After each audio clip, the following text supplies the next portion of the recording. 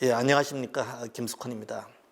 4차 산업혁명, 인공지능, 빅데이터 이런 말들이 이제 우리 실생활에서도 쉽게 들을 수 있습니다. 사실 컴퓨터와 인터넷이 처음 등장했을 때만 하더라도 손에 잡히고 눈에 보이는 것이 있었습니다. 그런데 지금은 말들은 무성한데 도대체 어떻게 되는 건지가 참 알기가 쉽지 않은 세상입니다. 그래서 북화의 시대라고들 합니다. 변동성, 불확실성, 모호성, 그리고 복잡성의 영문 앞글자를 딴 이름입니다.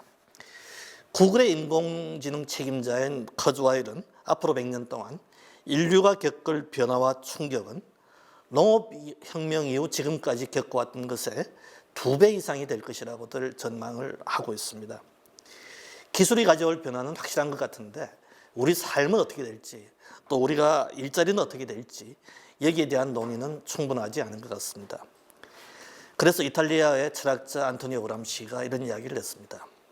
위기란 낡은 것은 사라지는 반면에 새로운 것은 아직 보이지 않는 상황이라고. 그래서 부산대학교와 국제신문이 함께 변하고 있는 세상을 진단하고 어디로 가고 있는지 또 어떻게 준비해야 하는가를 알아보는 시간을 마련했습니다. 모두 6차례에 걸쳐 전문가 좌담회로 진행될 예정입니다. 녹화된 내용은 신문 기사는 물론 유튜브에도 공개가 됩니다. 먼저 출연자 소개 시간부터 갖도록 하겠습니다. 이기준 교수님부터 자기 본인 소개 좀 해주시죠. 예, 안녕하십니까. 저는 부산대학교 정보위생명공학대학 학장을 맡고 있고 제 원래 소속은 정보컴퓨터공학부 교수로 있습니다. 예. 부산대학교 교양교육원에서 근무하고 있는 송성수 교수라고 합니다. 저는 공부하는 분야가 과학기술의 역사, 과학기술과 사회, 과학기술 정책 이런 분야를 공부하고 있습니다. 일전에 한국과학기술학 회장도 했었고요. 부산대학교 교양교육원장을 맡은 적도 있습니다. 예, 반갑습니다. 예, 저는 김숙헌인데요. 학부에서는 경제학을 그리고 석박사는 언론학으로 했습니다. 방송사 사장도 지냈고 또 최근에는 한국인터넷 원장직을 역임하기도 했습니다. 그리고 현재는 대통령 직속 4차 산업혁명위원회 위원으로 있기도 합니다. 한국 사회에서 이 변동이라는 이야기는 사실 어느 시기에 갖다 붙여도 늘 대충 들어맞는 이야기입니다. 근데 왜 유독 지금은 다르다, this time is different라고 해야 될 만한 그런 이유가 있는지 먼저 이기준 교수님부터 한번 이 시기를 좀 바라봐 주시죠. 예, 저는 사실 이제 컴퓨터 과학자니까는 뭐 이렇게 커다란 담론보다는 우리 이제 컴퓨터 과학이 어떻게 발전해 왔는가 이런 관점에서 좀 말씀을 드리겠는데 먼저 기술적인 관점에서 보면은 사실 다른 게 별로 없습니다. 예를 들어 가지고 요새 많이 얘기하고 있는 AI 또는 딥러닝 이런 것의 핵심적인 기술은 그 뉴럴 네트워크나 신경망이라는 기술로 이미 1950년대 몇십 년 된 것들이죠. 예, 네. 나왔고 그 다음에 그 외에 뭐 로봇도 뭐 굉장히 굉장히 오래된 건 아니지만 우리 컴퓨터 역사로 볼 때는 굉장히 오래된 기술 중에 하나고. 그래서 사실은 이런 기술들이 굉장히 새롭냐 하면은 우리 컴퓨터 과학이나 컴퓨터 공학을 하는 사람의 입장에서 볼 때는 별로 그렇게 새롭지는 않습니다. 또 예를 들어서 우리 4차 산업혁명의 하나의 기술로 얘기하고 있는 IoT 같은 것들도 이미 그 유비쿼터스 컴퓨팅이라는 걸로 이미 10년, 20년 된 전에도 굉장히 활발하게 했기 때문에 과연 이게 기술적인 관점에서 4차 산업혁명이 이게 핵심적인 게 기술적으로 뭐가 있는가에 대해서는 저는 개인적으로 정확히 발견하지 못하겠습니다. 그런데 굉장히 중요한 차이가 하나 있는 건 사실입니다. 뭐냐면은 우리는 그냥 연속선상에서 연구를 하고 새로운 기술을 만들어내고 있지만은 이 외부에서는 이 기술을 바라보는 시각이 아주 급격하게 바뀌어 있습니다. 예를 들어서 1980년대 이미 이제 AI 기술이라고 굉장히 우리 컴퓨터 과학하는 사람들한테는 그 유행이었거든요. 그럴 때 외부라고 하는 걸 뭐 정치나 경제나 사회나 문화나 이런 데서 별로 그렇게 그냥 뭐 이렇게 관심 있는 호기심이 있는 정도의 수준으로 바라봤지 이게 세상을 변할 거라고 바라보지는 않았는데 지금은 안 그렇습니다. 지금은 바라보는 시각이 이것을 굉장히 많은 관심을 가지고 보고 있고 이것을 통해서 새로운 어떤 사회를 만드는 어떤 동력으로 볼 수 있겠다라는 인식이 사회나 경제나 뭐 정치나 문화나 이런 데서 전반적으로 이루어지고 있다. 그런 게 제가 보기에는 상당히 좀 차이가 있고 오히려 무언가 이번엔 다르다라는 이제 질문을 하셨는데 이번에 다른다라는 것의 단초는 오히려 그런 기술적인 게 아니라 사회 전반적인 어떤 그런 종합적인 변화에서부터 시작되지 않을까라고 저는 생각하고 있습니다. 그럼 정리를 하자면은 이제 뭐 발명의 시대에 등장한 기술들이 지금 계속 이제 개선되고 또 이제 있는 것인데 기술 자체의 혁신성보다는 그걸 바라보는 시각 예. 또 사회 변화에 있어서 동력으로 작용하는 그런 흐름은 분명히 있다 이런 맞습니다. 말씀이신 거죠. 맞습니다. 예, 송 교수님은 예, 모든 게 더 연속적인 면도 있고 또 불연속적인 면도 있고 하기 때문에 그걸 갖다가 이렇게 탁 쉽게 결론을 낼 수 있는 것은 같지 않습니다. 저도 이제 기술적인 면에서는 그 이기준 학장님 말씀하신 거에 대체로 동의를 하는데요. 뭐 아시다시피 이제 AI가 이제 1956년에 용어가 처음 사용되었고 초창기에는 이제 인간을 닮은 AI를 만들려다가 실패를 하고 그래서 이제 한번 붐이 꺼지고 그 다음에는 이제 안 되겠다 해서 이제 엑스퍼트 시스템이라고 해가지고 전문가 시스템 이제 미리 인간이 이제 프로그래밍 한 것만 그걸 실행할 수 있는 AI를 했다가 걔가 또 이제 거품이 한번 꺼지고 요즘엔 이제 거꾸로 이제 그 AI 자체가 스스로 데이터를 가지고 학습하는 딥러닝이 이제 등장하면서 어쩌면 AI도 한 세 번째 세대라고 볼 수 있지 않겠습니까? 근데 세 번째 세대로 오면서 이전하고 다르게 활용 범위도 넓어지고 인간하고 접점도 많아지고 뭐 그러다 보니까 이제 이전과는 좀 다르다라는 이야기가 나오는 것 같은데 사실은 이제 this time is different라는 용어를 직접 쓰신 분은 아시다시피 2016년에 제4차 산업혁명을 이슈화 시켰던 세계경제포럼의 의장이신 슈밥이 이제 한 이야기입니다. 한 이야기인데 또 근원을 따져보면은 뭐 항상 우리나라도 그랬죠. 지금은 다르다. 대통령 선거 할 때마다 다르다고 하는데 이 다르다고 하는 것 자체를 또 일종의 마케팅으로 볼 수 있는 면도 있습니다. 그래서 보면은 요즘에 그 첨단 기술에 대한 사이클 중에서 하이프 사이클이라는 게 있습니다. 하이프라는 게 이제 가장 광고인데요. 그래 처음에 막 기대를 부풀린다는 거죠. 막 부풀려가지고 사람들이 관심이 많았는데 실제로는 되는 것이 없는. 그래서 사람들이 이제 환멸을 느끼다가 그렇다고 해서 그게 사라지는 건 아니고 또 다시 이제 사회에 자리 잡고 올라가는 이전과는 다른 그런 사이클을 갖다 보고를 하고 있는데 그 세계경제 포럼이 된 지가 벌써 이제 5년이니까 사실은 그때 5년 전에 그때 열광했던 것들은 조금씩 꺼지고 있는 것 같아요. 근데 그렇다고 해서 뭐가 없느냐? 그건 아니고 실제로 우리 생활 주변에서 조금씩 나타나고 앞으로 더욱더 이제 그 진일보될 가능성은 많은 그런 것들이 지금의 시점이지 않을까 그렇게 생각합니다. 예, 그 관점에서 이제 제가 뭐 저희 기술적인 흐름에서 한 가지 말씀을 드리면은 우리 쪽에서 쓰는 용어 중에 하나가 pervasive computing이라는 용어가 있거든요. 그래서 스며든다. 예, 스며드는 컴퓨팅이라 그래서 그 테크놀로지가 기술이 발달할 때 처음에는 독립적인 하나의 그 분야로 발전하다가 그러니까 처음에 말씀하신 것처럼 AI도 그런 식으로 발전하다가 지금 점점 이게 사회생활에 스며들고 있는 단계라고 생각이 됩니다. 그런 면에서는 상당히 기존에 있는 것과 진일보된 어떤 그런 특징을 갖고 있는 것 이제 같습니다. 이 기술적인 쪽에서 이제 말씀을 해주셨는데 기술과 시장을 묶어서 보면요. 처음에는 이제 새로운 기술이 등장을 한단 말이죠. 예를 들면 전기기관이 발명되고 근데 그 전기기관만 가지고는 뭘 할 수 있는 게 없으니까 그걸 이용할 수 있는 이제 보조기관들이 보조기술들이 등장을 하는 거죠. 그러면서 이제 시장이 열리고 또 시장이 메인스트림이 되는데 거기서 또 새로운 그 사람들이 사용하는 과정에서 불편들이 또 나타나고 그걸 개선을 하기 위해서 또 새로운 기술이 등장하고 이런 사이클들을 반복을 하는데 저는 이제 그 기술적인 부분보다는 그런 그 트렌드나 흐름 쪽에서 바라본다면은 예전하고는 좀 바르게 봐야 될 부분들이 한 세 가지 정도 포인트가 있다라고 생각을 합니다.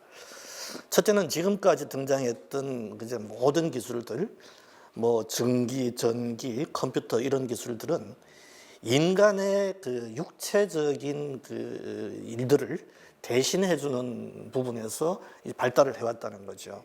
컴퓨터만 하더라도 뭐 광범위하게 사용되긴 했지만은 인간을 보조하는 거였지 컴퓨터가 인간을 대체하는 건 아니었단 말이죠. 근데 지금 와서의 인공지능이라는 것은 이미 이제 인간의 판단을 대신해 주는 것들이 나타나고 있다. 그래서 2016년에 이제 골드만삭스가 이제 켄시오라는 AI 그 트레이더를 채용을 했는데, 그러고 나서 600명의 주식 중개인 가운데 598명이 집으로 갑니다. 대신해 버린 거죠, 판단을. 그런 것들이 하나 있다는 느낌이 들고요. 두 번째는 이 여태까지 모든 이제 인간이 만든 도구들은 작동 원리에 대해서 인간이 알고 있었다는 거죠. 자동차든 컴퓨터든 하다못해 TV든. 그런데 처음으로 인간이 그거를 이해 못하는 것들이 등장을 했다는 겁니다. 예를 들면 2016년에 알파고와 이세돌이 바둑 대결을 벌였을 때 알파고가 왜 그런 식으로 바둑을 두었는지에 대해서 인간은 모르는 거죠. 이제 그래서 그런 것들이 등장을 했다. 세 번째는 이게 이제 생물학적인 진화의 과정과 연계시켜서 이야기를 하면은, 여태까지의 모든 이제 그 진화는 생물학적인 표현을 빌리면은 이 개체 발생은 개통 발생을 반복한다. 그래서 이제 임신이 되면은 이 엄마의 몸 안에서 처음에는 꼬리가 생겼다가 이런 것들이 없어지고 손가락 발가락이 생기고 사람의 형태로 가는데, 이런 이제 선형적 흐름을 더 이상 통용되지 않는 사회로 가고 있다. 예를 들어서 모바일 페이가 가장 지금 활발한 나라는 아프리카란 말이죠. 거기는 금융산업이라는 것조차 없는데, 은행도 없고 신용카드도 없고 수표도 없고. 그래서 이런 건너뛰어 버리기 시작하는 것들이 이제 비선형적 흐름이 디지털의 기술적 특성 가운데 하나인데, 이런 것들을 보면은 이제 이번은 정말 다른 거 아니냐, 이런 느낌을 좀 강하게 이제 받는다는 거죠. 자, 어쨌든 아까 이제 스며든다는 표현도 쓰셨고 뭐 하셨는데, 그러면 우리가 어쨌든 지금과는 다른 사회로 가고 있는, 그게 이제 급격한 변화든 아니면은 스며들듯이 이제 우리가 가랑비에 옷 젖듯이 가고 있는지 뭐 표현은 다를 수 있겠지만은, 우리가 가고 있는 사회는 뭐라고 불러야 될까요? 그걸 이제 4차 산업혁명이라고 부르는 사람도 있고 또 다른 용어를 쓰는 사람도 있는데. 뭐 아시다시피 그 산업혁명이라고 하면은 단순히 이제 기술에서의 변화뿐만이 아니고 이제 경제사에서의 변화가 함께 가야 산업혁명을 할 수 있는데, 지금 벌어지고 있는 일들은 기술적인 후보들은 조금씩 나오고 아주 이제 조금씩 스며들기 시작하고 있지, 그것이 뭐 큰 경제의 변화나 사회 변화를 일으키고 있는 상황은 아니기 때문에 현재의 상황을 혁명이라고 보기는 좀 어려울 것 같고요. 또 하나는 이제 4차라고 하면은 기존의 3차하고 뭔가 이렇게 차이가 확연하게 나는 게 있어야 되는데, 아시다시피 3차가 이제 디지털 혁명인데, 예, 지금도 어찌 보면은 디지털이라는 큰 바운더리 내에서 그런 것들이 진보하는 거라고 볼 수 있기 때문에, 요즘에는 뭐 4차 산업혁명이라는 용어는 사실은 뭐 컨벤셔널하게 뭐 특별한 이제 뭐 철학적 의미나 역사학적 의미를 부여해서 쓰는 것이 아니고 그냥 뭐 간섭적으로 이렇게 쓰는 용어인 것 같고요. 많이 요즘 사용되고 있는 용어는 아무래도 이제 미국에서 시작했던 디지털 트랜스포메이션. 좀 이제 디지털 트랜스포메이션이라는 이야기는 이제 디지털 혁명의 큰 바운더리 내에 있다라는 거죠. 있지만은 뭔가 이전과 다르게 변환을 시키고 있다. 그래서 저는 뭐 개인적으로 쓰는 용어가, 이제 이전에 디지털 혁명이 처음 시작됐을 때는 디지털사 1.0, 지금 디지털 2.0, 1.0 이제 키워드가 인터넷이고요.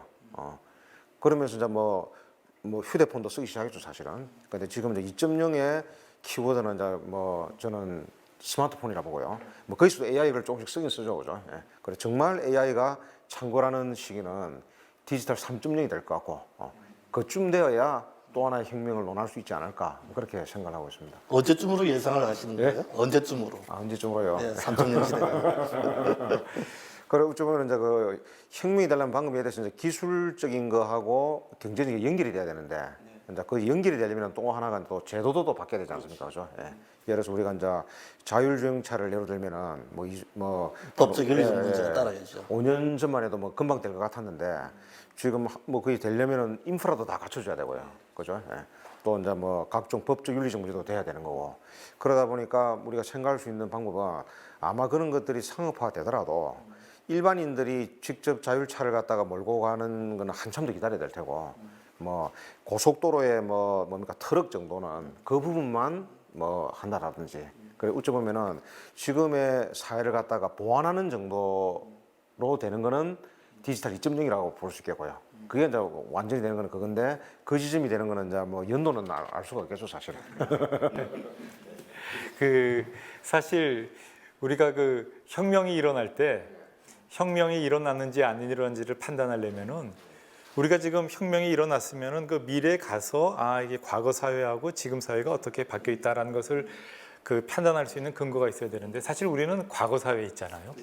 그러니까 과거 사회에 있는 사람이 앞에 있는 사회가 혁명이 지금 우리가 혁명에 있는지 아닌지는 사실은 건너가는 상황에서는 모르는 거죠. 모르는 거죠. 저희가 사실 그 물에 빠져 있어가지고 우리가 여기가 어디가 있는지 이게 어디로 향하고 있는 건지 사실 모르기 때문에 이게 혁명일지는 모르고 저는 그래서 아까 말씀하신 트랜스포메이션이라는 그거에 사실 훨씬 더 용어적 적합성. 용어가 좀 적합하다고 생각되고 오히려 아주 적절하게 잘 지적하셨는데 4차 산업혁명이라는 건 우리 그 교수님도 4차 산업위원회에 계시긴 하지만 약간 마케팅적인 그런 용어가 아닌가 이런 생각이 들긴 합니다. 근데 한 가지 여기서 제가 좀 그 강조하고 싶은 내용은 뭐냐면은 이게 4차 산업혁명이든지 아니면 디지털 트랜스포메이션 3.0이 되든지 간에 아까 제가 그 서두에 말씀드렸듯이 이게 단순한 기술적인 발전이나 혁명이 아니기 때문에 이것을 우리가 만일 이 4차 산업혁명이라는 것을 우리가 주도하고 싶으면은 단순히 기술에만 집착하는 게 아니라 사회 전반에 대한 어떤 그런 개선, 그런 혁명적인 것들 우리가 생각해야지만 이게 그 끌고 갈 수가 있고 변혁을 만들 수가 있지. 단순히 기술적인 것에 뭐 저는 공학하고 과학하는 사람이라서 기술에 대해서 많이 관심 가져주시는 거는 대단히 감사하고 좋은 일인데 또 전반적으로 볼 때는 그런 게 필요하다. 뭐 이런 생각을 할 수가 있습니다. 사실 그 기술이 이제 모든 문제를 절로 해결해 주는 것은 아니죠. 그렇죠. 예, 기술이 적용될 수 있는 바탕을 만들어 줘야 되고, 그 다음에 잘 활용될 수 있는 제도나 시스템, 또 이제 기술을 이용하는 사람들의 마인드까지도 이제 같이 가야 되는데, 그게 이제 이른바 패러다임 시프트겠죠. 농담 하나 하면요, 지금 우리가 거쳐온 이제 세상이 석기 시대를 거쳐서 청동기 시대, 철기 시대에 있지 않습니까? 그럼 지금은 이제 큰 흐름에서 볼 때 뭐라고 불러야 되느냐? 농담이라고 하시니까 더 발견하기 힘들. 답이 지금도 여전히 철기 시대죠. 시대이고요. 자동차도 그렇고 빌딩도 그렇고 우리가 사용하고 있는 모든 이제 이 기술적 기반, 물질적인 기반을 따지면은 철이란 말이죠.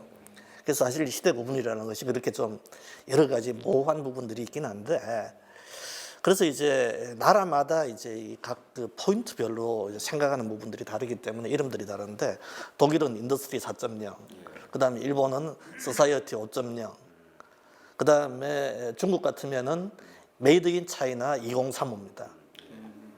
한국은 이제 4차 산업혁명이라는 표현을 쓰고 있는데, 두 분 다 말씀해 주셨듯이 디지털 트랜스포메이션 말이 제일 적절한 표현이 아닌가. 요즘은 이제 디지털 트랜스포메이션을 좀 확장한 개념, 디지털 올, 모든 부분에 있어서의 디지털이 이루어져야 된다, 이런 표현을 좀 더 많이 쓰고 있는 것 같더라고요. 행정도 그렇고 또 제도나 시스템. 그래서 기술 그 자체의 변화도 중요하지만은 그것들을 이용해서 좀 더 나은 사회를 어떻게 만들어 갈 것인가 하는 데 대한 관심들이 많이 갖고 있다라는 부분들을 뭐 다 말씀해 주신 걸로 이해를 하겠습니다. 한 가지 더 첨언을 하자면 기술 혁신에 관한 이론 중에 장기 파동 이론이라고 있습니다. 세계 경제가 한 50년을 주기로 큰 파동을 일어나는 거죠. 파동을 일어나는데 이제 그거에다 이제 우리가 현상을 갖다가 이렇게 적용을 해보면은 지금은 새로운 기술이 출현했는데 제도가 맞지 않는 미스매치의 상태라는 거죠. 그런 상태가 불황기의 특성이고요.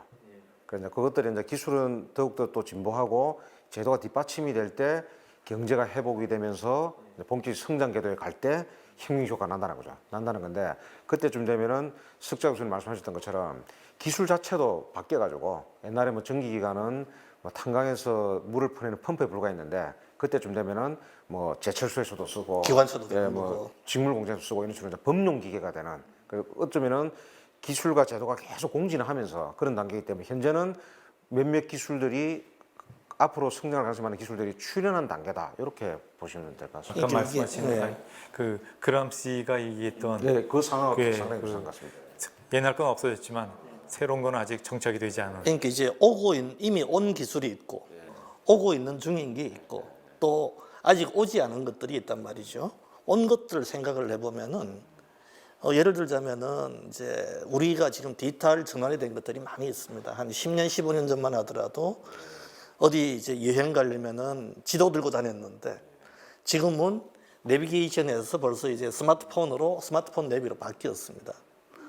음악 같은 경우도 이 LP판에서 CD로 갔다가 지금은 이제 파일로 갔단 말이죠.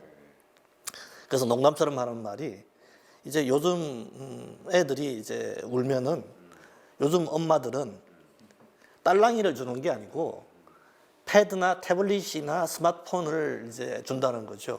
그러면 걔들이 유튜브 키즈를 찾아가지고 그걸 보고 공부를 하는. 그러니까 이제 어쨌든 변하고 있는 것은 분명한 것 같고 이제 이런 관점에서 바라볼 때 그럼 앞으로 이제 가장 핵심적으로 사회 변화를 이끌어낼 핵심적 기술들이 어떤 게 있다고 생각을 하십니까? 사실 이제 그 굉장히 어려운 질문인데 뭐 그거를 잘 안다 그러면은 제가 뭐 그 마케팅을 잘해서 회사를 만든다든지 뭐 하겠는데 근데 하여튼 제가 지금까지 이제 컴퓨터의 역사에서 볼 때 물론 뭐 여러 가지 관점에서 다른 시각을 갖고 컴퓨터가 발전하면서 서술할 수 있을 텐데 예를 들어서 옛날에는 굉장히 커다란 메인프레임이 있다가 PC로 바뀌었다가 뭐 이렇게 됐는데 저는 그런 관점보다는 이게 컴퓨터가 발전해 온 게 인터페이스의 관점에서 보는 건 굉장히 의미가 있는 그런 관점이 아닌가 생각되는 게 예를 들어서 우리가 이제 한 1980년대에 마우스도 나오고 이제 뭐 X 윈도우라 그래서 그래픽 유저 인터페이스도 막 나오고 이랬는데 그게 사실 지금의 컴퓨터를 쓰는데 굉장히 중요한 개념들을 제공해 주거든요. 스마트폰도 그랬고. 그래서 이 인터페이스 기술이 굉장히 중요한 역할을 하는데 그래서 우리가 디지털 트윈을 얘기할 때 이제 그 4차 산업혁명 기술 얘기할 때 디지털 트윈이라는 걸 얘기하고 그 속에서 CPS라는 말을 많이 하잖아요. 그래서 사이버 스페이스하고 피지컬 스페이스가 서로 결합된 거. 그래서 이것도 일종의 인터페이스인데 그래서 제가 생각할 때 가장 주목해야 될 기술은 그 BMI라 그러죠. 브레인 머신 인터페이스. 그래서 사람과 기계가 서로 결합돼 버리는 순간 그게 사실은 굉장히 좀 파괴력 있고 정말 좀 무섭기도 하고 그 영화에도 제가 이제 만화를 좋아하는데 그 공각기동대 보면은 그 전내화라는 그 용어를 쓰더라고요. 일본 그 애니메이션에서 그런 그 사람하고 그러니까 버추얼 스페이스, 그러니까 이 사이버 스페이스하고 사람이 갖고 있는 피지컬 스페이스가 따로 있는 게 아니라 이게 완전히 인터페이스로 하나가 돼 버리는 이런 쪽의 기술들이 앞으로 장차 한 제가 생각할 때 10년, 20년 정도 그러니까 지금도 아주 원시적으로는 우리가 생각하는 거 이런 거를 읽고 있거든요. 그래서 이제 그 장애를 가지고 있는 분들한테 이제 예를 들어서 컵 같은 걸 들게 하기 위해서 머리에다가 이렇게 그 센서를 해서 아직은 무선 통신이 잘 안 돼서 이게 와이어로 하고 있어요.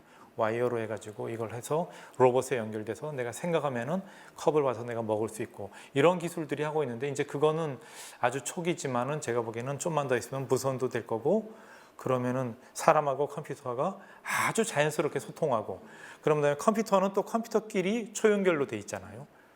그렇게 되면은 정말 컴퓨터하고 사람하고가 구별이 안 되는 그런 기술이 도래하지 않을까 뭐 그런 생각을 한번 공상과학 비슷하게 한번 생각해 봅니다. 그래서 이제 그런 영화들도 있죠. 예전에는 아침에 일어나서 눈 뜨고 커피 마시고 싶을 때 직접 이제 커피를 끓였는데 지금은 이제 알렉사에게 시킨단 말이죠. 이제 그 다음 단계는 뭐냐면은 커피 마시고 싶어라고 생각하는 순간 포트에 물이 끓기 시작하는 거죠. 생각하는 순간. 네. 예.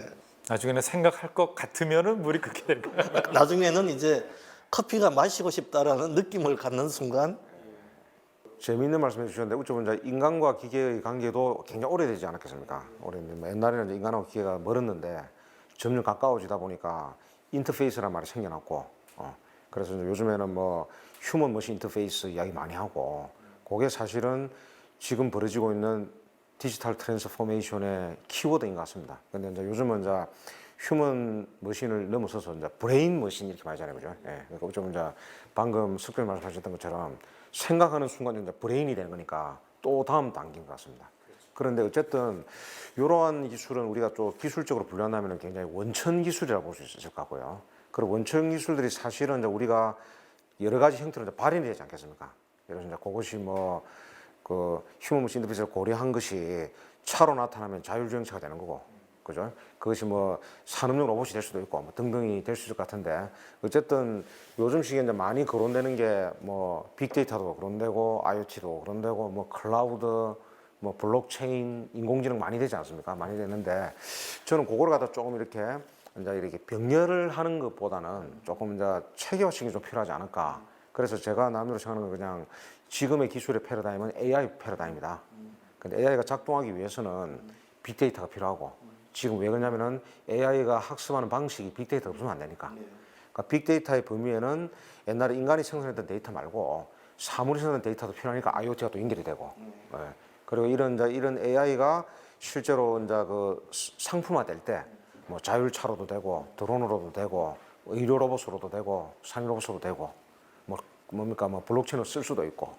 그리고 좀 이제 어찌 보면은 근데 이런 것들은 이제 좀 가장 기반이 되는 원천 기술은 학자님 말씀하셨듯이 이제 뭐 휴먼 머신 인터페이스를 어떻게 통합하느냐 이것이 될 것 같다 그런 생각을 해봤습니다. 예.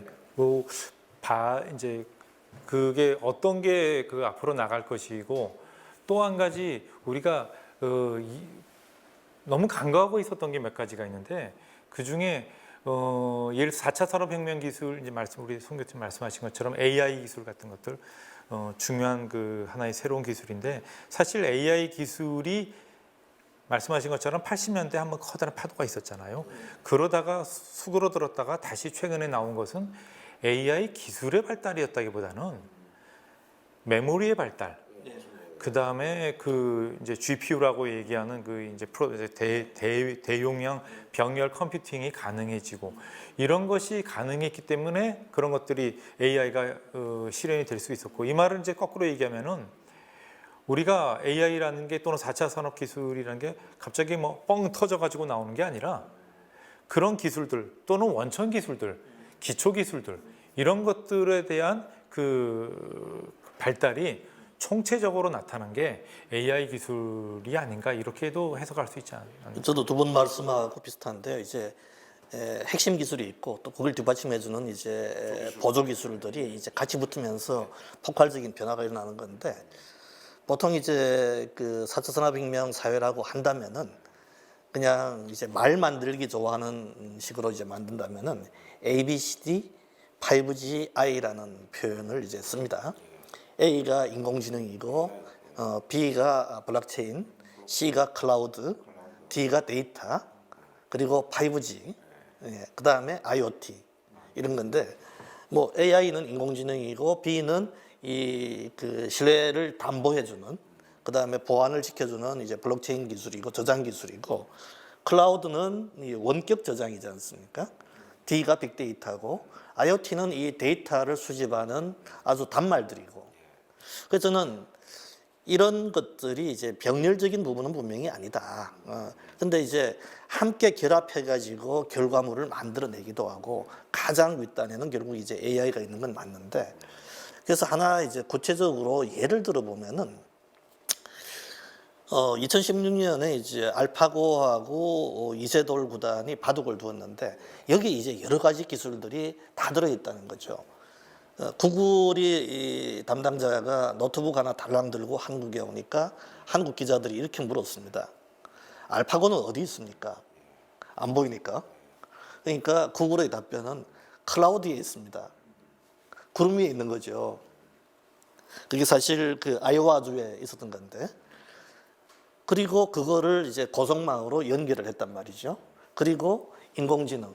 우리가 인공지능이라고 부르지만은 이세돌 입장에서는 좀 억울한 게 한 300대의 그 대용량 서버가 있었고, 슈퍼컴이 있었고, 그리고 한 대마다 그 안에 4개의 GPU가 있었으니까 이세돌은 사실 1200개의 뇌하고 싸운 거란 말이죠. 그게 인공지능이라는 거죠. 그래서 이제 문제는 그 케이스를 제가 굳이 말씀을 드리는 것은 그게 이제 오늘날의 문제, 향후에 해결해야 할 방향들까지 이제 한꺼번에 다 보여주는 좋은 사례 같다는 거죠. 그 다음에 두 번째 문제가 뭐냐면은 인간이 바둑을 두면서 하루 전체에 쓰는 이 전기량이 30와트밖에 안 되는데 알파고는 10메가와트를 썼습니다. 그러니까 인간이 한 5만 배를 쓴 거죠. 비싸고 전력 소모 엄청 많고 대신에 장점도 보여준 거죠. 그 뒤에 발전을 통해 가지고 처음에는 알파고 초기 버전은 기보 학습을 통해 가지고 그 알파고가 실력을 키웠는데 나중에는 자율 학습, 이른바 머신러닝을 통해 가지고 능력을 키웠단 말이죠. 그 다음 버전은 바둑뿐만이 아니라 장기, 체스까지도 다 할 수 있는 버전으로. 그래서 저는 이제 그런 식으로 이제 결합해서 가지 않겠느냐. 그리고 그 맨 윗단에서는 AI가 작용을 하지 않겠느냐. 그런 생각을 하고 있습니다. 알파고 이야기가 상당히 재미있는 포인트를 저는 한 두 가지로 보고 있습니다. 하나는 뭐냐면은 이제 이세돌하고 떴을 때는 지금 알파고 리가 되었고 지금 점점 진화를 해가지고 걔가 이제 알파고 마스터가 되지 않았습니까? 마스터가 돼가지고 이제는 이제 뭐 바둑뿐만 아니고 장기 체스까지. 예.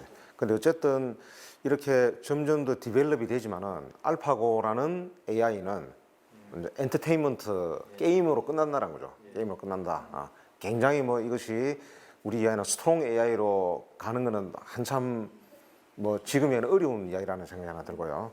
또 하나는 아시다시피 이세돌은 그래도 한 판을 이겼잖아요, 그죠? 한 판을 이긴 게 왜 이겼냐면은 그 알파고가 있는 데이터로 해석이 안 되니까 안 된 거죠, 따져보면. 그래서 어찌 보면은 인간들이 하는 것들은 이것이 이 사람이 이런 생각을 해서 요거를 두고 이게 원인이라서 결과가 표출이 되는데 어쨌든 지금 현재의 약한 인공지능, 딥러닝에 기반한 약한 인공지능이 하는 것들은 자기들이 데이터를 가지고 읽었던 패턴에 입각해서 행위를 하기 때문에 이 양반들이 뭘 하겠다는 원인을 알 수가 없기 때문에 실질적으로 이전과 같은 기계에 대한 통제는 불가능하다고 봐야 될 것 같습니다. 그래서 제가 재밌는 말씀을 하나 더 드리면은 이 알파고든 사실 바둑 제일 잘 두는 인공지능은 중국이 만들었습니다. 왜냐하면은 이제 그 구글은 더 이상 이걸 안 하니까 만들었는데 이게 이제 재밌는 게 뭐냐면은 바둑을 둘 때 프로 기사하고 둘 때 그 호선 바둑을 기준으로 합니다. 맞두는 거를. 그런데 두점 바둑을 둔다든지 석점 바둑은 얘들이 한 번도 학습을 해본 적이 없어요. 그러면은 그렇게 두면은 알파고가 가령 저하고 두점 바둑을 두면은 제가 무조건 이깁니다. 알파고는 그걸 학습을 해본 적이 없기 알파고는 때문에. 그렇죠. 데이터가 없으니까. 데이터가 없어요. 알파고 마스터는 이길 겁니다. 이제 이런 것들이 이제 지금 인공지능이 갖는 한계긴 한데 그렇다고 하더라도 지금 우리 삶에 많이 스며들어 와 있단 말이죠. 그래서 자연스럽게 현재와 앞으로의 변화, 우리 삶에 미치는 영향들을 한번 생각을 해봤으면 합니다. 먼저 이 교수님. 이게 이제 너무 이제 그쯤 되면 이제 사실은 제 범위를 넘어가는 거래 가지고 그 제가 다시까지 말씀드린 게 되게 조심스러운데 제가 뭘 봤냐면은 그 보스턴 다이나믹스라고 이제 로봇을 만드는 근데 거기서 어떤 영상을 봤냐면은 그 이제 개 사족 그 로봇이 있었는데 그거를 얼마만큼 이게 복원을 잘하는지 자세 복원을 잘하는지를 확인하기 위해서 사람이 발로 막 차더라고요. 그래서 그거를 이제 학생들한테 보여줬어요. 학생들의 딱 그 첫 반응이 뭐였냐면은 굉장히 훌륭하다 이게 아니라 불쌍하게 왜 그래. 그러니까는 이제 그 순간에는 이 사람이 로봇에 대해서 감정 동화가 일어나고 그거를 하나의 인격적인 걸로 보고 그래서 우리가 그걸 그 아티피셜 모럴 에이전트 그래서 AMA라고 보통 얘기하는 그렇게 돼서 우리가 예를 들어서 그 저희 집에 이제 그 로봇 청소기가 있어요. 로봇 청소기한테는 약간의 감정적인 동화가 있고 예를 들어서 걔가 이제 보면은 어딘가 이렇게 처박혀 가지고 나오지 못하고 이러면은 이렇게 좀 안쓰럽게 되는데 예를 들어서 그보다 더 조그마하고 전혀 사람답지 않은 거 보면 전혀 그런 동화가 안 일어나는데 점점 우리는 그 AI나 로봇이나 이런 것들을 사람과 비슷한 것으로 보기 시작하거든요. 만일 이렇게 되면은 거기다 아까 제가 말씀드린 것처럼 브레인하고 머신이 인터페이스가 되고 막 이렇게 되면은 과연 존재가 뭐냐? 이게 사람이 그러니까 첫 번째로 우리가 이 AI나 로봇을 이것을 우리가 어떤 하나의 존중해야 될 객체로 봐야 되느냐? 또는 그러면 그게 객체로 봐야 되면 우리는 어떤 의미에서 존중을 받아야 되느냐? 뭐 이런 문제까지 같이 파고 들어가 버리니까는 결국 사람이 무엇이냐에 대한 사람이 이야기로 가야 무엇이냐, 되는데, 사람이 네. 왜 존중을 받아야 되느냐라는 문제가 그래서 앞으로 제가 보기에는 이런 문제가 우리 그 현실적으로 아마 굉장히 좀 어려운 문제가 되지 않을까 이런 생각이 좀 듭니다. 학장님 말씀하신 거는 저게 인간이 AI를 비롯한 기계를 바라보는 시각도 참 많이 바뀌었습니다, 그죠? 이전 같으면은 뭐 발로 차는 데 대해서 달랐을 텐데 요즘은 다른 것 같습니다. 그 데이터 신청 많이 받았던 AI가 뭐였습니까, 석재 교수님? 소피아, 소피아, 소피아도 그렇고 네, 알렉스. 알렉사도 알렉사는 사실은 AI 스피커지 않습니까? 그것도 이제 그 대화를 하니까 연간 몇백만 건씩 이제 그 청원 신청을 받는 거죠. 소피아는 홍콩에 있는 홍콩에 이제 주소를 둔 세계 만든 건데 소피아한테 뭐 결혼하자고 하는 사람은 부지기수고. 그래 어쨌든 이제 우리 주변에 보면은 AI가 뭐 그 수준이 어떻든 간에 조금씩 들어와 있지 않습니까, 실제로. 우리 뭐 GPS에도 사실 들어와 있는 거고, 또 뭐 우리가 많이 들어보셨듯이 이제 아마존에서 책을 살 때 요런 이렇게 뭐 추천해 주는 것도 AI가 하는 거고, 뭐 최근에 이제 우리가 저는 조금 정말 우리 일상에 들어오고 있구나라고 느꼈던 거는 AI들이 이제 면접을 많이 하지 않습니까, 그죠? 네, 면접을 해가지고 그러다 보면 또 사람들이 생각에 인간이 면접을 하면 편견을 가지고 있는데 AI는 데이터만 가지고 하니까 오히려 더 공정하지 않느냐 뭐 그런 이야기들도 또 많이 하더라고요. 많이 하는데 또 그에 대한 반론 중에 하나는 AI가 학습하는 데이터는 기존의 데이터를 가지고 학습하기 때문에 그 기존 데이터는 또 인간이 만든 거잖아요, 그죠? 인간이 가지고 있는 편견이 고스란히 반영될 수밖에 없는 거죠, 기본적으로. 이전에 뭐 예를 들어서 우리가 미국이다 이러면은 백인이고 그다음에 뭐 남자고 이러면 이제 취업이 잘 되더라. 그러면서 그 데이터를 계속 가지고 있기 때문에 데이터 자체가 가지고 있는 편향성이 존재하기 때문에 이제 그걸 갖다가 AI를 사용한다 하더라도 우리가 일정 부분은 뭐 공정성을 기대할 수 있겠지만은 또 원초적으로 이게 다 100% 할 수는 없다라는 거죠. 그래서 결국은 이제 나아가야 될 방향은 이제 뭐 AI가 인간을 대체할 것인가라는 담론이 아니고 둘이서 어떤 부분을 서로 잘해서 협업할 것인가. 그런 상황 내에서 이제 사람들이 AI 되는 감정도 좀 협조적 그 감정으로 이전에 비해서 배격하는 감정이 아니고 그런가 자연스럽게 연결되지 않는가 그런 생각을 한번 하게 됩니다. 그 연관지어서 이제 말씀을 이제 제가 드는 생각 중에 하나가 이제 우리 AI를 할 때 이제 뭐 머신러닝이나 딥러닝이나 러닝이라는 말을 쓰잖아요. 러닝이란 말하고 에듀케이션하고 이게 다른 것인가 같은 것인가? 분명히 지금은 다르죠. 러닝은 좀 더 원시적이고 기초적인 거라 그러면은 에듀케이션은 이거를 정말 이제 뭐 시민 사회에 편입할 수 있도록 이제 교육을 시킨다든지 좀 더 이제 그런 게 되는데 만일 그런 수준까지 AI가 발전한다 그러면은 저는 교육학과에서도 AI 교육학과 그러니까 무슨 말이냐면은 AI를 통해서 교육하는 게 아니라 AI를 어떻게 교육시킬 것이냐 이런 것도 좀 있어야 되고 비슷한 걸로 저기 이제 제가 SF 영화를 보면 거기 이제 제가 영화를 좋아해서 거기 보면은 뭐였죠 매트릭스 보면은 거기에 사이버 세계에서 나온 이제 매트릭스들이 나오잖아요. 저 사람들은 어떻게 생각할 것인가? 쟤네들은 어떻게 생각할 것인가? 쟤네들은 우리가 생각하는 것과 비슷하게 생각할 것인가? 저는 그래서 그렇게 되면은 AI도 이제 우리 교수님께서 말씀하시기를 AI는 블랙박스라 그랬는데 이게 완전히 진짜 블랙박스냐? 아니면 AI도 뭔가 심리가 있어가지고 우리가 AI를 심리학적인 관점에서 좀 쳐다봐야 되는 게 아닌가? 그러면은 AI 심리학, 그러니까 AI 심리학이라는 것은 AI를 통해서 심리학을 해석하는 게 아니라 AI가 어떤 심리를 갖고 있는 건가? 이런 것도 좀 봐야 되는 게 있지 않을까. 뭐 이런 생각까지 해보면서 야 이게 되게 골치 아픈 문제가 되겠구나 이런 생각을 한번 해봅니다. 그 아까 러닝과 에듀케이션 말씀하셨는데 이게 정확한지는 모르겠지만 언뜻 드는 생각이 러닝은 이제 공부하는 사람의 입장이고 에듀케이션은 가르치는 공급자의 관점이란 말이죠. 그래서 저는 그 차이가 좀 있는 것 같고요. 근데 현실적으로 예를 들면은 이제 이 맥락적 시기열적인 관점에서 보면은 제가 1988년도 자료를 한번 봤는데 세계 20대 시가 총액 기업 가운데 16개가 일본 기업이었습니다. 그 당시 일본이 잘 나갈 예. 1위가 그 엔티티, 한국의 KT 같은 기업이었고, 미국 기업으로 들어있는 게 이제 정유회사 엑슨, 그 다음에 IBM 이런 기업들이 들어있었단 말이죠. 나머지는 뭐 일본에 이제 은행도 있었고 이랬는데, 2021년 올 1월 달 기준으로 하면은 상위 10개만 일단 보면은 그 가운데 일본 기업은 하나도 없고 미국 기업이 이제 그 7개가 들어있는데 미국 기업 포함해 가지고 그 가운데 8개 기업이 중국 기업이 그 2개 들어있거든요. 텐센트하고 알리바바. 전체 10개 기업 가운데 8개 기업이 데이터 기업입니다. 플랫폼 기업이라는 거죠.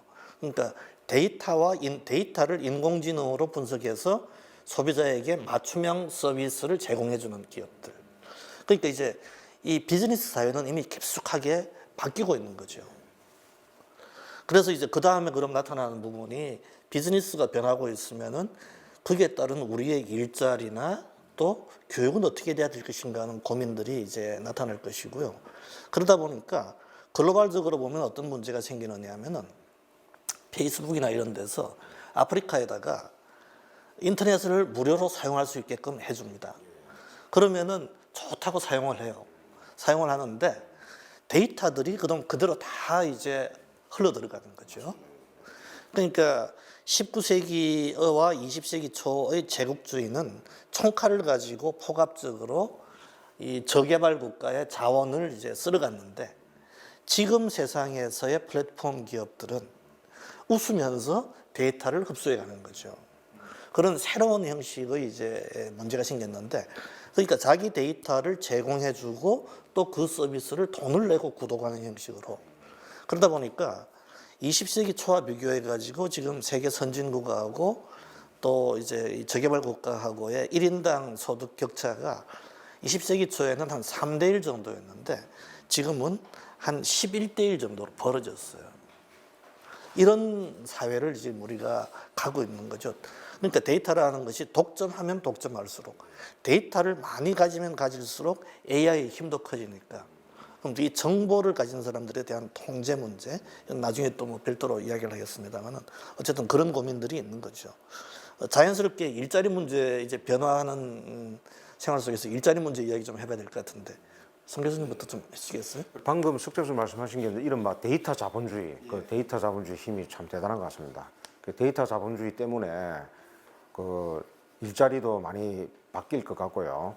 그 이전에 이제 그 세계경제 포럼에서 처음에 이제 이야기할 때는 뭐 앞으로 뭐 한 5년 사이에, 10년 사이에 일자리가 뭐 200만 개가 뭐 생기고 500만 개가 없어진다. 뭐 그래 굉장히 비관적인 이야기를 했고 뭐 사람들마다 수치는 다릅니다만은 이제 그 노동의 문제에 있어서 이전과는 정말 다르다라는 보고들이 많이 됐습니다. 많이 됐는데 그것도 뭐 어떻게 답을 낼 수 있는 건 아닌데 우리가 생각해 볼 수 있는 것은 AI가 대체할 수 있는 일자리는 패턴할 수 있는 일이겠죠, 그죠? 패턴할 수 있는 일. 그래서 우리가 또 이제 보통 어떤 직업이 뜨고 어떤 직업이 뭐 사라질 것이다 이야기도 많이 하는데 뭐 재밌는 게 보니까 뭐 소방관은 계속 살아남더라고요. 살아남고 정원사도 살아남고 제일 빨리 없어질 직업으로 이제 텔레마케터, 헤어 디자이너도 살아남습니다. 뭐 등등 뭐 중간쯤 되시는 분들이 뭐 교수쯤 되는 것 같은데요. 뭐 그렇습니까? 교수도 빨리 사라질 직업 같은데. 근데 사실 우리가 직업이라고 하는 것은 굉장히 많은 업무가 복합된 거잖아요, 사실은. 그래서 우리가 직업적 차원에서 접근하기보다는 이런 업무가 없어질 것이다. 예를 들어서 이제 우리가 뭐 비행기를 몬다, 조종사다 그러면은 지금도 보면은 기장 있고 부기장이 있는데 이제 뭐 대체되면은 AI 부기장도 되지 않겠느냐. 예를 들어서 AI가 그걸 뭐 다 대체한다고 하면은 사실 뭐 사고가 났을 때 책임의 문제도 있고 그런 식으로 협업하는 식으로 가지 않겠느냐 그런 생각을 많이 해봅니다. 아까 말씀드렸듯이 자율차 같은 경우도 뭐 처음부터 계속 달리는 자율차라기보다는 인프라가 좋은 고속도로에서 하문 운송용 정도의 자동차. 물론 이제 그런 경우에도 뭡니까 부기장이라는 일자리가 없어졌고 트럭 운전사라는 일자리가 없어지겠습니다만은 이제 또 그거를 매개해서 또 다른 생겨날 수 있는 일자리들이 또 많이 있기 때문에 조금 더 다양한 측면에 접근을 해야 될 것 같은데 그래서 제가 지금 말씀드린 거는 아마도 대체가 많이 될 일자리는 패턴할 수 있는 데이터라서 패턴할 수 있는 일자리고요. 그렇지 않는 뭐 창의적인 뭐 업무라든지 또 재밌는 것은 그 이야기가 있습니다. 뭐 모라베개 역설이라고 하는 건데 갓난 애기들도 개와 고양이를 잘 구분하는데 AI가 그걸 구분하려면 엄청난 학습이 필요하거든요. 인간이 쉽게 할 수 있는 거를 AI가 어렵게 하는 거다. 또 애들은 아장아장 잘 기억하는데 로봇이 아장아장 기억하려면 오히려 더 힘들겠죠, 그죠? 그래서 그것도 이제 이야기할 수 있는 게 분명히 뭐라고 이렇게 딱 그 정의가 된 이론이 있는 건 아닌데 AI가 잘할 수 있는 게 있고 인간이 잘할 수 있다는 거죠. 있기 때문에 뭐 AI가 인간을 대체해서 뭐 그런 이야기들은 사실은 현실화되기 어렵지 않을까 그런 생각을 저는 조금씩 하고 있습니다.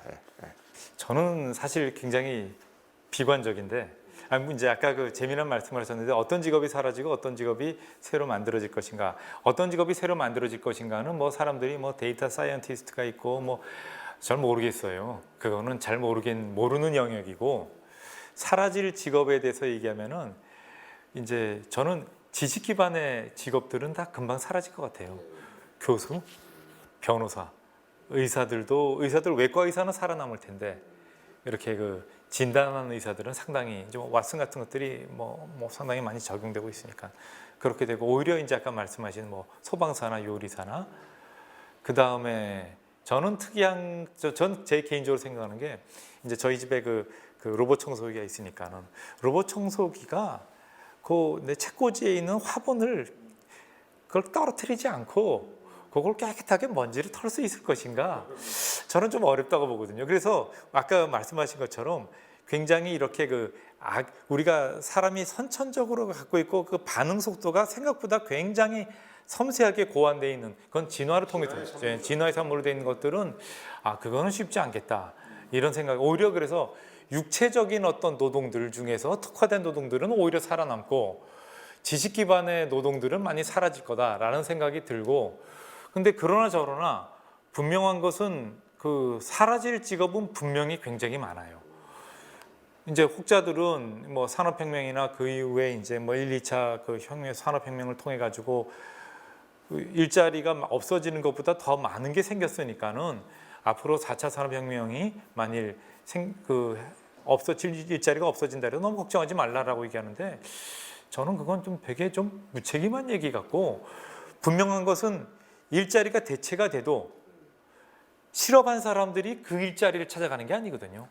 실업한 사람들은 실업자로 남아있는 거예요. 그 다음에 그 이후에 새로운 교육을 받고 하는 사람들이 새로운 일자리를 만들어내는 거기 때문에 지금 우리가 아까 그 안토니오 그람시가 말했던 그 변혁의 기기에 있다, 그 시간에 있다 그러면은 그 대량의 일자리가 없어지는 거에 대해서 무언가 사회적으로 대체를 안 하면은 큰 혼란이 생기겠다 이런 생각은 듭니다. 사실 그 로봇이 이제 하기 어려운 것 가운데 하나가 이런 거죠. 로봇은 식탁 치우는 걸 못 합니다. 그러니까. 왜냐하면은 김치가 이만큼 남았는데 이걸 버려? 그냥 냉장고를 열고 김치통에다가 넣어? 이런 여러 가지 판단을 해야 된단 말이죠. 그건 로봇은 아직 못하는 거죠. 앞으로도 굉장히 하기 어려울 것이고. 근데 이제 잘할 수 있는 건 뭐냐? 최근에 이제 미국 법정에서는 이렇게까지 이야기를 합니다. 제가 한 30년 전에 이제 그 존 그리샴의 그래서 그들은 바다로 갔다는 추리소설을 읽었을 때 거기 나오는 이 신입 변호사는 일주일에 100시간씩 일합니다. 100시간 동안 뭘 하느냐 하면은 자료하고 판례 찾는 거죠. 그래가지고 이제 파트너 변호사들한테 제공을 하는데 요즘 미국 법정의 분위기는 어떻게 바뀌었느냐 하면은 판사가 재판 늘어지면은 변호사하고 이렇게 이야기합니다. 그 AI 좀 활용해가지고 자료 빨리 내놓으라고. 한국은 어떻느냐 하면은 그래서 이 변호사들이 살기 위해서 데이터 공개를 안 합니다. 판결 데이터를. 그래서 하자고 하는데 뭐 계속 핑계를 대요. 이게 뭐 그저 가명 처리의 문제도 있고, 근데 이제 언제까지 버틸 수 있을 것인가 하는 그런 생각이 언뜻 드는데, 그래서 아까 송 교수님 말씀하신 것처럼 이 패턴화하기 쉬운 직업들이 빨리 교체가 됩니다. 그래서 2019년에 BBC가 그런 7개 직종을 일부러 꼽았어요. 의사, 변호사, 회계사, 비행기 조종사 등등등, 이런 사람들은 굉장히 빠르게 대체가 될 것이다. 저는 그 이제 하나는 패턴의 문제고, 두 번째는 지금 돈 많이 받잖아요. 대체하는 게 비즈니스적으로 경제적으로 효율성이 높죠. 경제적인 논리로 그렇게 예. 되겠네요.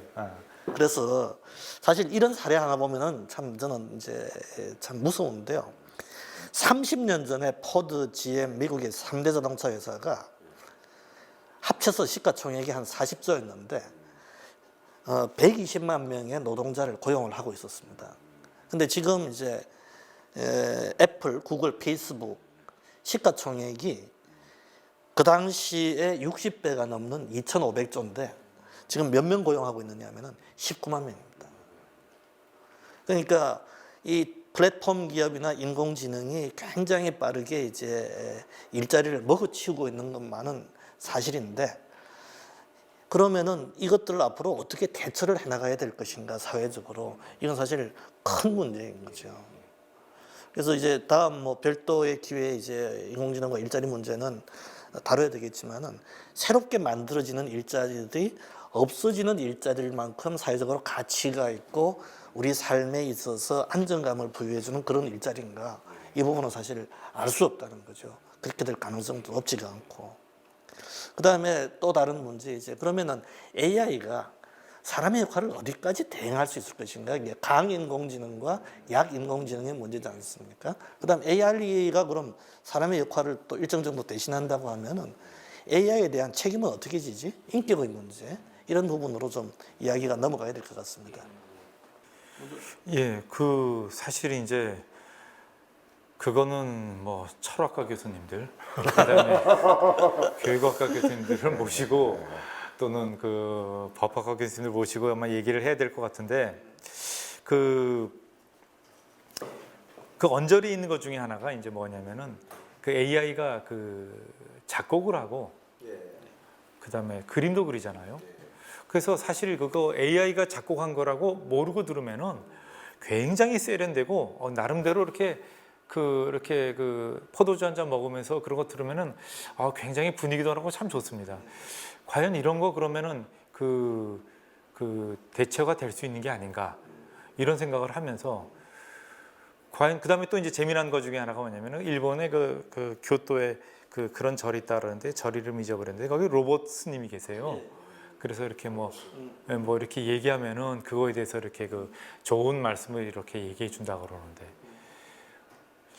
그러면은 그런 존재를 우리가 그 어떤 말하자면 존엄성을 갖고 있는 그런 존재를 우리가 봐야 되는지 말아야 되는지, 뭐 이런 것들에 대해서는 사실 굉장히 많이 좀, 이거는 단순하게 기술적인 문제가 아니라 철학에서도 이런 거 뭐 한번 좀 다뤄봐야 되는 그런 문제들이 아닌가. 아마 많은 분들이 아마 다루고 있긴 할 텐데 그런 생각이 듭니다. 그동안에 뭐 로봇 윤리 이야기도 나왔고요, 그죠? 로봇 세 이야기도 나왔고, 예, 뭐 AI 윤리도 많이 얘기하고 나오는데, 있고. 근데 이제 어떻게 보면 이제 우리 사회에서 AI에 접근한 담론이 그동안에 너무 강한 인공지능 위주로 되어 온 면도 있는 것 같아요.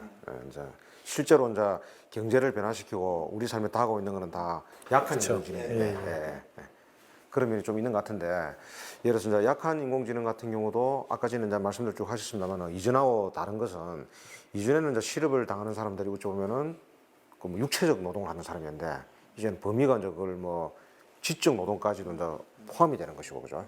또 하나는, 이전에는 내가 실업을 당했다 그러면 별도의 재교육 없이 다른 직장을 구하면 되는데, 이제는 하려면 상당히 많은 요게 필요하다는 거죠. 그리고 석자 교수님 말씀하셨듯이 기본적으로 전반적으로 뭡니까, 인간이 일을 하는 시간은 줄어들 가능성이 많은 거죠, 사실은. 그러니까 그거는 분배의 문제도 예, 예. 같이 저는 그게 오히려 이제 우리가 더 좋은 사회로 가기 위해서 활용해야 될 포인트가 아닌가 그렇게 이제 생각합니다. 그리스 예, 예, 시대로 이야기를 하면은 그때 이제 그리스 시민들은 그냥 그 저기 저 노래나 짓고 그 음악 듣고 뭐 시를 쓰고 철학적 담론 이야기하고 했단 말이죠. 그때 생산적 역할을 그러니까 이제 실질적인 일을 했던 것들이 이제 노예였다면은 AI가 그렇게 될 수도 있겠다. 근데 그건 이제 정치적으로 합의가 돼야 되는 문제일 맞습니다. 텐데. 예. 예. 근데 만일 그렇게 안 된다 그러면 사회의 기초가 굉장히 흔들려지고 기초가 흔들려지면은 그거는 경제적으로 볼 때 뭐 산업하는 사람, 기업가들 볼 때도 그 불확실하고 불안한 사회는 결코 바람직하지 않으니까는 현명한 사회라고 그러면 아마 그거에 대해서 잘 대처해야 되지 않을까 이런 생각이 그러니까 아무래도 이전보다 뭐 그 표현을 뭐 기본 소득으로 하든 어떻게 하든 간에 이제 뭐 베이스가 되는 소득들도 이렇게 좀 가야 될 테고요. 그러니까 이 노동 시간도 좀 줄여야 되겠죠. 줄여야 될 거. 그러면 이제 정부가 만약에 이제 그런 주체라고 한다면은 상당히 많은 재원이 필요한데 그 재원을 이제 뭐 많이 이야기 나오는 거는 AI를 통해서 덕을 보는 기업들 그쪽에서 내야 되는 것이 아닌가. 이게 그 사회적 대타협의 문제까지도 결국 가야 되는데 간단하지는 않은 문제인 것 같습니다.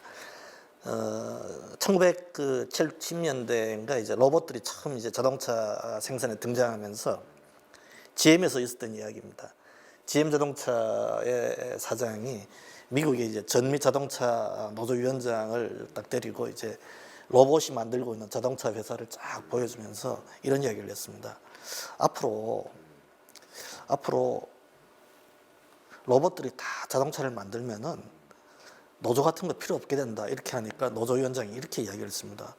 그러면은 그 자동차 누구한테 파실 건데요? 그렇죠. 네. 예.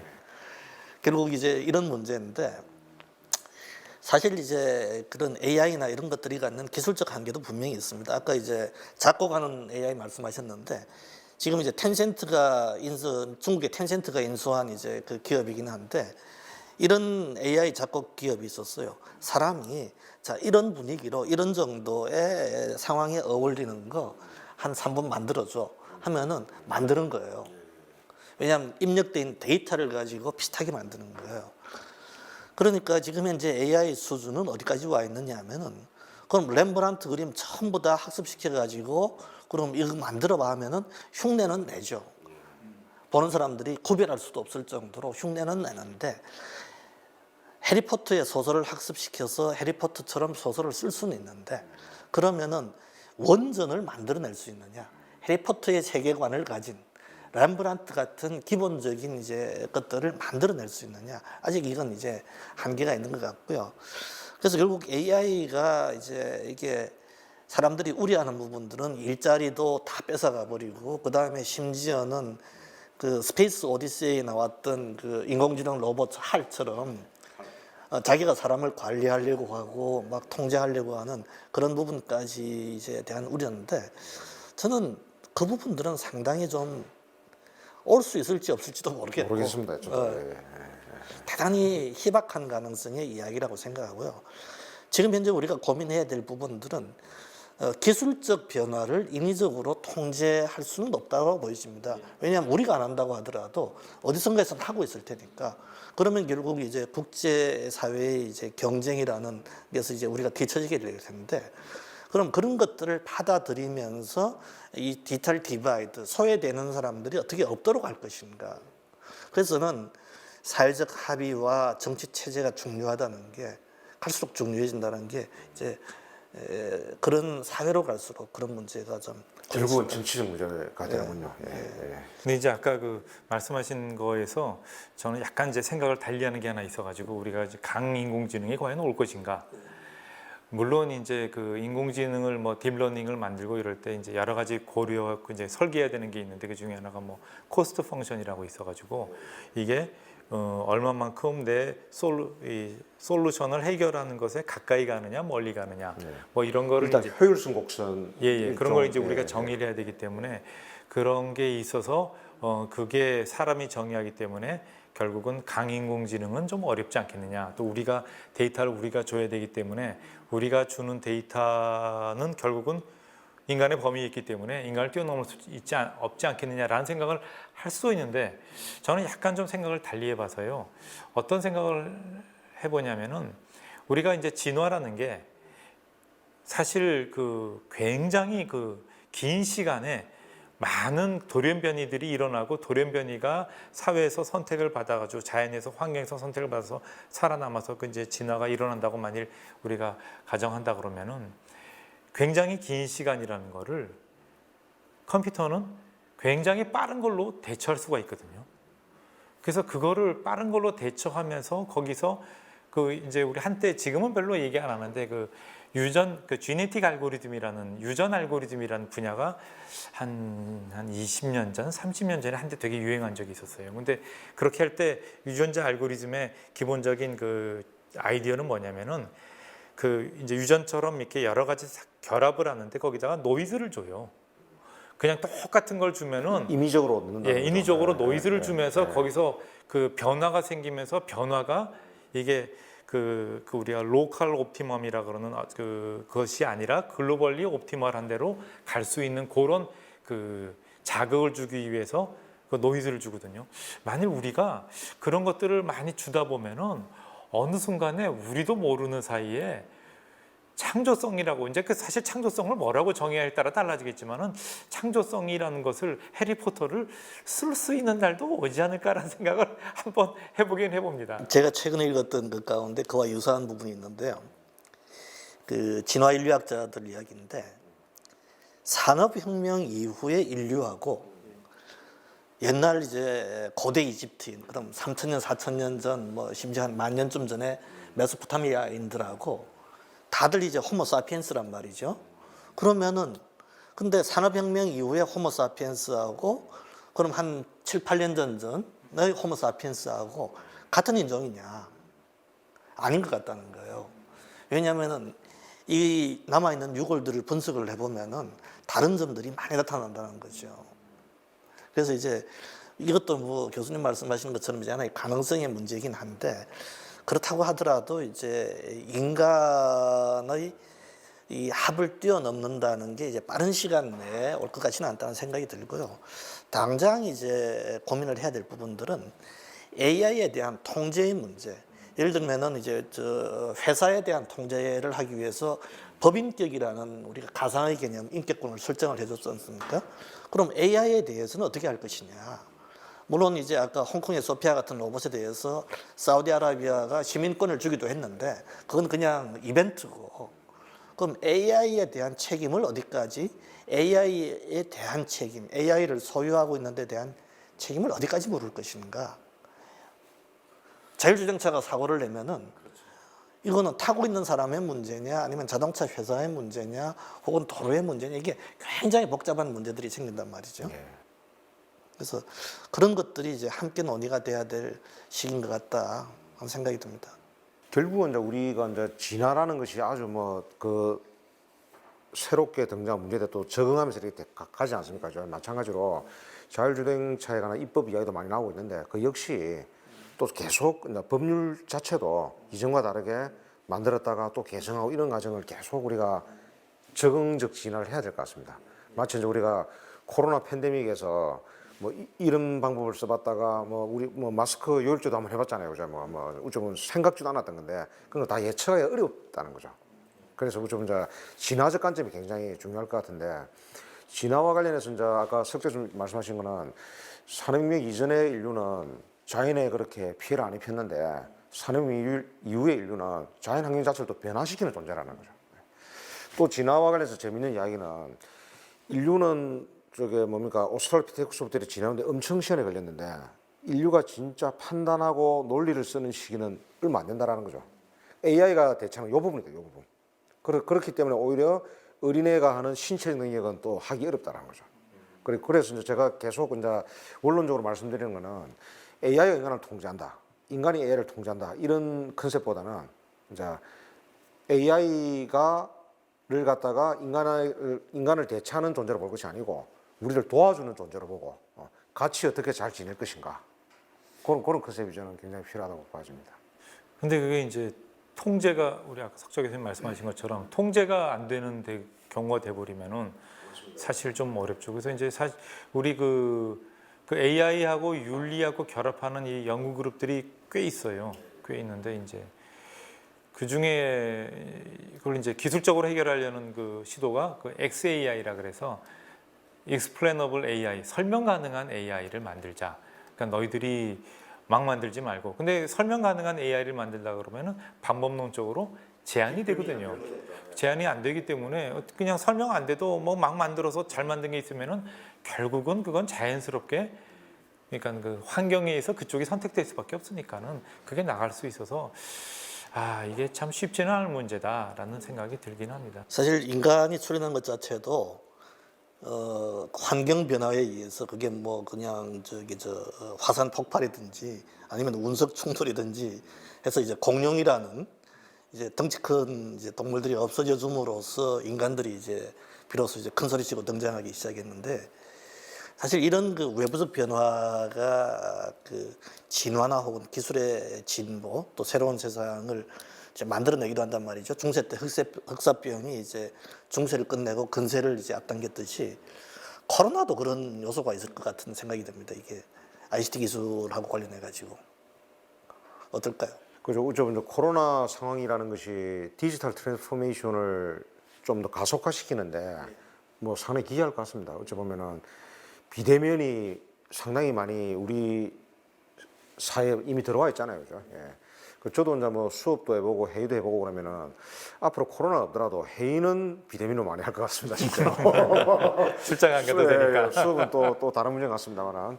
근데 그러다 보니까 비대면을 하다 보니까 회의는 오히려 더 늘어난 면이 있습니다. 예. 특히 이제 또 제가 참여한 회의는 또 늘어났을 테고요. 그리고 어쨌든 지금 코로나 상황에서 디지털 트랜스포메이션이 굉장히 우리하고 친근해지는 그런 계기가 되지 않았나 그런 생각을 좀 해보고 있습니다. 예. 전 그 사실을 제가 아까 말씀드렸던 그 새로운 기술의 특징 중에 하나가 인터페이스라 그랬잖아요. 근데 인터페이스를 기존에 기술적으로는 다 존재했죠.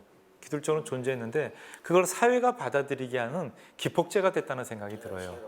예, 그래서 그 인터페이스를 그렇게 만들어서 이제 사람하고 인터페이스를 하니까 그러지 말고 사람하고 기기와도 인터페이스를 아까 브레인머신 인터페이스 얘기도 했고 그 다음에 그렇게 되다 보니까는 사람하고 사람이 물리적인 공간이 아니라 지금은 이제 뭐 줌 같은 거는 줌 미팅은 이렇게 화면 가지고 보고 있는 건데 이제 요새 많이 하는 것들이 학회 같은 데서 이제 못 모이잖아요. 근데 우리 이제 국제 학술 대회 같은 데 가면은 이제 좋은 그거 중에 하나가 세계에 다른 이제 동일한 연구하는 사람들끼리 뭐 연구에 대해서도 얘기하지만 인간적으로 친해지는 게 되게 아주 사실 저한테는 뭐 모든 그 연구자들한테 비슷할 텐데 되게 이제 즐거운 일이잖아요.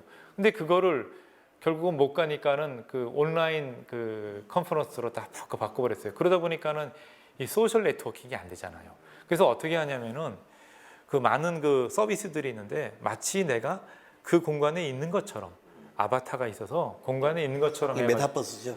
그래서 결국 그게 메타버스로 나가는 굉장히 중요한 디딤돌을 이 코로나가 제시한 게 아닌가 이런 생각이 듭니다. 사실 한국은 전 세계적으로 볼 때 예를 들면은 물건을 구매하는 온라인 상품 구매 비율이 전 세계 1위입니다. 굉장히 높죠. 예. 세계 1위군요. 여기다가 코로나가 이제 등을 떠밀었단 말이죠. 저는 이제 완전히 방아쇠를 당긴 것 같은 2019년 기준으로 한국이 한 34% 정도였는데 일본이 한 9.1% 이랬어요. 그래서 이 소프트뱅크하고 네이버 라인이 이제 합작법인을 만든 게 도쿄올림픽을 계기로 해서 이 시장을 자기들이 이제 1, 2위가 손을 잡고 그냥 싹 쓸자 이런 거였단 말이죠. 근데 한국은 벌써 이제 이렇게 됐으니까 저는 코로나라는 것이 어쨌든 이 새로운 흐름을 완전히 가속화시켜버린 이제 다시는 돌이킬 수 없는 옛날로 돌아갈 수 없는 쪽으로 떠밀었다. 그래서 우리 사회에서 이런 ICT 기술에 대한 동의, 사회의 수용 또 이것이 가져올 변화 이런 것들이 좀 더 급속해지지 않겠느냐 이런 느낌을 좀 받고 있습니다. 시간도 좀 돼가는 것 같고 정리를 해야 될 텐데 마지막으로 좀 저담회를 이제 마무리하는 말씀들 좀 부탁을 드립니다. 그 계속 제가 이제 그 이야기를 했습니다만은 우리가 기술하고 좀 더 친해질 필요가 있습니다. 그래서 요즘에는 이제 뭐 그 제 같은 분야를 공부하시는 분들 중에 그 동안에 항상 인간이 기술을 뭐 100% 통제하고 기술을 다 알고 뭐 도구처럼 쓰면 된다라고 생각했던 시절이 있었는데 이제는 사실은 인간하고 기술이 하나의 세트가 돼가지고 하나의 이제 뭐 시스템이 돼가지고 이제 그런 식으로 세상을 바라보지 않으면은 세상을 이해하기도 어렵고 설명하기도 어렵고 행복하게 살기도 어렵다라는 거죠. 그래서 우리가 보면은 뭐 AI가 나타나서 인간을 통제할 거다 이런 막연한 감정도 어쩌면 우리가 기술을 갖다 저 너머에 있는 걸로 보기 때문에 그렇지 않느냐. 실제로 우리가 주위에 기술도 많이 활용하고 또 아까 전에 그 학장님 말씀하셨듯이 기술에 대해서도 측은함도 느끼고 그래서 점점 더 기술이 스며들고 있는 것은 명확한 사실인데 우리가 기술에 좀 더 알려고 노력하고 그리고 이제 기술을 바라보는 시각도 함께 해서 뭐가 될 수 있는 것이 많겠다.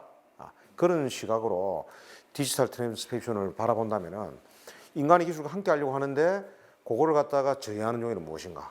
그래서 뭐 어찌 보면 아주 몇몇 기업들이 데이터를 독점하는 여도 있을 테고 아니면은 뭐 또 이야기가 나왔던 그 책임의 소재를 뭐로 할 것인가 하는 것도 나올 텐데 어쨌든 그런 것들을 보는 밑바탕에는 이제는 기술도 하나의 행위자다. 인간도 행위자지만은 그런 관점이 좀 필요하지 않을까 그런 생각을 해봤습니다.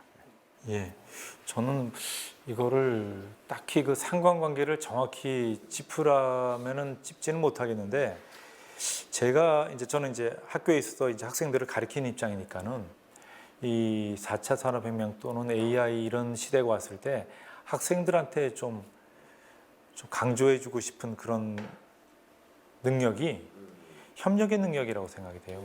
왜 이 말씀을 드리냐면은 결국은 이게 이제 이 새로운 사회가 만들어지면서 우리가 전에 보지 못했던 인터페이스 기술들이 협력할 수 있는 그런 방법들이 막 만들어질 거거든요.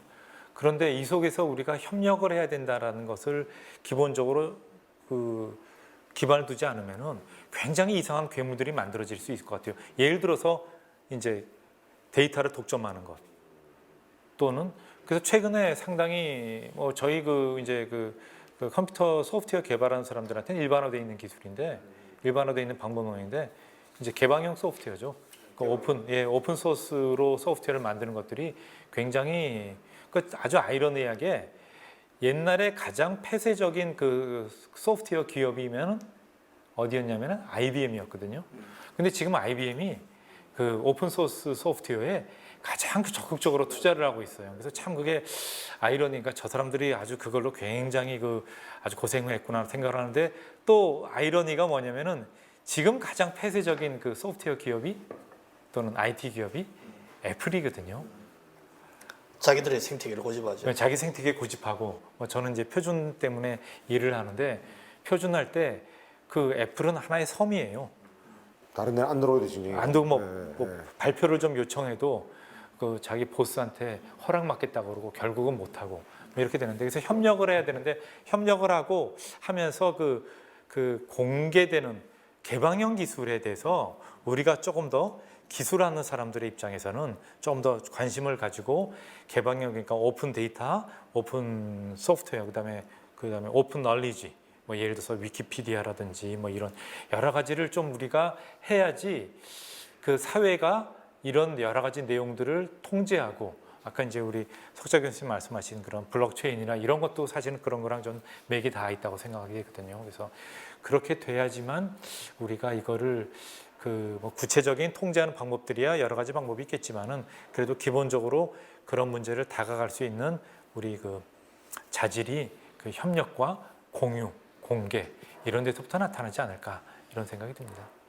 저는 한 3가지 정도 앞으로 고민해야 될 부분들이 있다고 생각을 합니다. 하나는 이 기술 자체가 사회 전체로 볼 때는 이익을 가져올지 모르겠지만 이런 새로운 기술로 인해서 손해를 보는 사람도 분명히 있다는 거죠. 예를 들면은 마차 산업이 이제 끝나고 자동차 산업이 들어오면서 분명히 일자리가 늘어난 건 맞습니다. 왜냐하면 자동차 산업이 들어오면은 자동차를 만들고 부품 만들고 그다음에 도로 정비해야 되고 주유소도 생기고 주유소가 있으려면은 정유회사도 있어야 되고 철강회사도 생기고 그렇지만은 이렇게 늘어난 그 이익이 사회 전체로는 이익이 될지 모르겠지만은 마부들한테 돌아간 건 아니라는 거죠. 그래서 그런 이제 소외되는 사람들을 어떻게 할 것인가에 대한 우리 전체의 좀 고민이 필요하다. 이게 굉장히 사회적으로 큰 저항이 될 수가 있습니다. 그래서 산업혁명 시기에 러다이트 운동이 일어날 때 영국군이 그 러다이트 운동을 진압하기 위해서 동원했던 군대의 숫자가 워털루 전쟁에 파병했던 숫자보다도 더 많을 정도입니다. 아이고. 그래서 이걸 이제 우리 사회가 어떻게 해나갈 것인가에 대한 고민을 좀 해야 되고요. 근데 이게 이제 구체적으로 또 막연히 사회가 알아서 해주겠지라고 하는 문제는 저는 아니라고 생각을 합니다. 그래서 두 번째는 이 민주적 정부가 반드시 필요하다. 민주적 정부가 필요한 부분은 저는 두 가지 부분이라고 생각합니다. 하나는 정치라는 것이 이제 사회의 희소한 자원을 이 권위적으로 배분하는 게 정치란 말이죠. 그럼 뭐 예산 어떻게 나눠줄까 하는 게 사실 정치인데, 근데 이걸 어떤 관점에서 나눌 것인가가 굉장히 중요하다는 거죠. 아일랜드에서 이제 그 감자병 파동령으로 이제 아일랜드 사람들이 죽어갈 때 아일랜드 전체 국민의 한 10%가 굶어 죽고 나머지 한 10%는 이민을 떠납니다. 근데 그때 어떤 현상이 일어났는가 하면 두 가지인데요. 하나는 다른 곳에는 유럽의 다른 지역에는 그 병이 안 돌았다고 하더라도 거의 피해가 없었다는 거고, 두 번째는 아일랜드 사람들이 그렇게 죽어갈 때도 아일랜드의 농작물은 수출되고 있었다는 겁니다. 이건 정부가 그 자원들을 권위적으로 배분을 못한 거죠. 결국 그렇기 때문에 이제 그 후예들이 저 선조들이 미국으로 가서 케네디도 나오고 뭐 지금 바이든 대통령도 그렇지만은, 그래서 저는 이제 제가 좋아하는 말 가운데 하나가 이겁니다. 브라질의 룰라 전 대통령이 했던 말. 왜 가난한 사람들을 돕는 것은 비용이라고 하고 기업들 돕는 것은 투자라고 하느냐. 저는 굉장히 중요한 포인트라고 생각을 하고요. 세 번째는 우리가 개별 인간으로서 최소한의 존엄을 지키기 위해서도 민주적 정부가 필요하다. 중국 같은 경우에 예를 들자면 중국 전역에 한 2억 대 정도의 CCTV를 깔아놨습니다. 그리고 안면인식 그 시스템 기술이 세계에서 제일 뛰어난 나라이기 때문에 무단 횡단하거나 쓰레기 함부로 버리거나 뭐 이런 것들 다 점수로 계산해가지고 페널티를 줍니다. 심하면은 저 기차 저 티켓 할 때도 살 수 없습니다. 뜹니다. 그리고 또 잘하면은 대신에 또 하는데, 그런 디지털 레닌주의의 사회를 우리가 좋은 사회라고 할 수 있을 것인가. 그래서 인간으로서의 존엄을 지키고 프라이버시를 지키기 위해서도 저는 이런 ICT 기술에 대한 민주적 통제가 반드시 필요하다라고 생각을 합니다. 어쨌든 오늘 여러 가지 좋은 말씀 감사드리고요. 오늘은 이제 6번째의 자담회 가운데 첫 그 시간이라서 일단 전체적인 흐름과 개론적인 이야기들을 했다라고 생각합니다. 오늘 자담회는 이상으로 마치겠습니다. 감사합니다. 예, 감사합니다. 예.